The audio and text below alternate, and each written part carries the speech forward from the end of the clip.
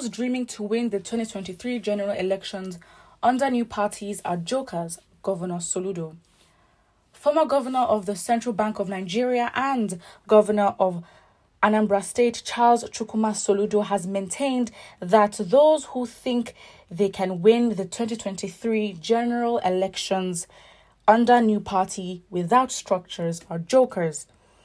He, however, revealed that those who joined the presidential flag bearer of the Labour Party, Mr. Peter Obi, will end up labouring in vain come 2023. The governor, who made this known at the Governor's Lodge, Wiba, during a meeting with the All Progressive Grand Alliance APGA members, noted that a party without a single word councillor has nothing tangible to offer. He also insisted that APGA remained the only formidable party in Anambra State. It will be recalled that some big wings of APGA have joined Governor Peter Obi in his Labour Party, notable being the former national chairman of the party, Chief Victor Ume, who left the party after he was defeated at the senatorial primaries. What is our take on this submission? Now we're getting into campaigns, so it's very much expected to hear comments like this. I mean, again, we are familiar with the space when it comes to intimidation, coercion, what's the word, boasting, boastfulness, I don't know what to describe it with. This is basically what we need to expect because it's politics. I mean, and in a country like Nigeria where, yes, we have a democracy and we have a constitution, but it's also safe to say that we have no rules. So yes, you can't say that when it comes to, campaigning, words will be flying around like it is no man's business, and these people are very much desperate to go to any lengths to get there. So we can expect efforts in that regard from them. So again, I think a major argument or a major objection or throw to Labour Party's strength and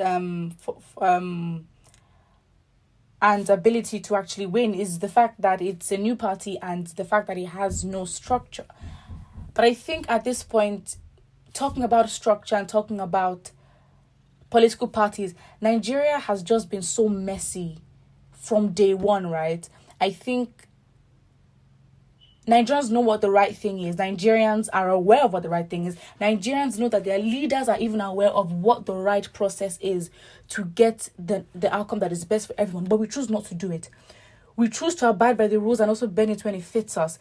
We know that there's a constitution, but then if you look at how corruption is, even on a micro scale, and people just interacting with each other, we bend rules to fit ourselves. So it's a thing where it's like, it is not all of a sudden you can come to us that we know the game, we know the system we're in, and you want to tell us about a structure. We can also argue, you big parties that have been literally the only parties, let's be fair, PDP and APC, you have had structures for years, and what have you done? Because now when you talk about structure, you are basically going in the direction of organization. How organized have you been in the past? I mean, since the democracy started in Nigeria, how organized have you been in your political structures? Again, you have all these structures, yet your party members are defecting left, right, center. So what does that say about the structure of your parties? Because if there's a tight, solid structure that benefits everybody and everything is fine, should you be jumping from one party to another?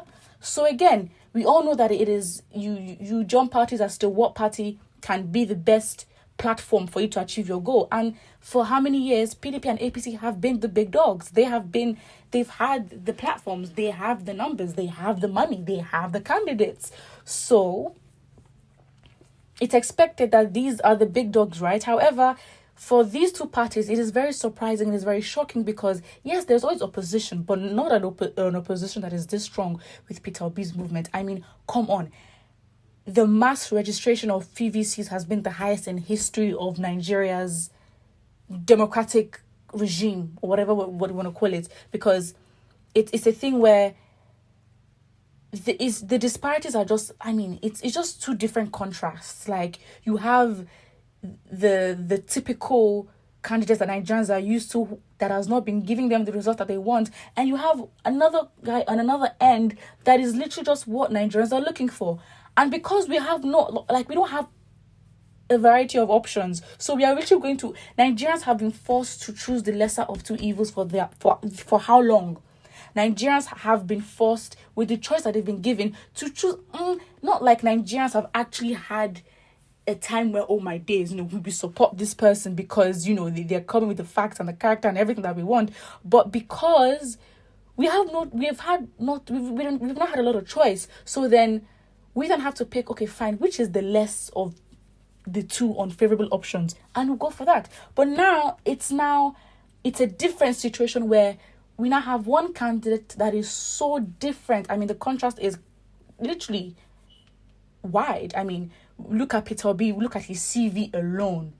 Look at this man's CV alone. And then we have one candidate who you can say is the godfather in politics, and his primary and secondary school certificates are nowhere to be found. And on that argument, or on that fact, he also claims to have gotten a degree in accounting. Another story says he got a degree in economics in the University of Chicago. How? What did he use to apply? Because he also comes out to claim that he's dropped out of secondary school 3 years. So he didn't finish secondary school. So I don't understand how you stay in secondary school for 3 years and that is enough. And that is, a good application for you to earn a bachelor's degree in accounting or economics, as the story says.